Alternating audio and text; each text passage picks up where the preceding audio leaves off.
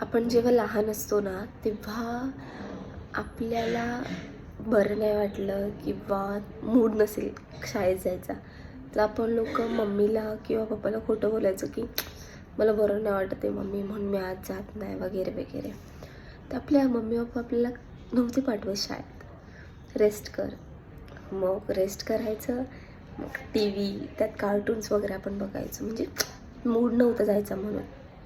पण आत्ता जेव्हा आपण मोठे होतो म्हणजे कुठे कामाला लागतो तेव्हा एका सुट्टीसाठी पण आपल्याला 10 वेळा विचार करावा लागतो की सुट्टी घेऊ की नको. मॅडम ओरडेल, सर ओरडेल वगैरे वगैरे, आणि आपलं पेमेंट कट होऊ शकतो त्यामुळे. पण आता रिअलाईज होतं आहे की एका रुपयासाठी आपल्याला किती मेहनत करावी लागते.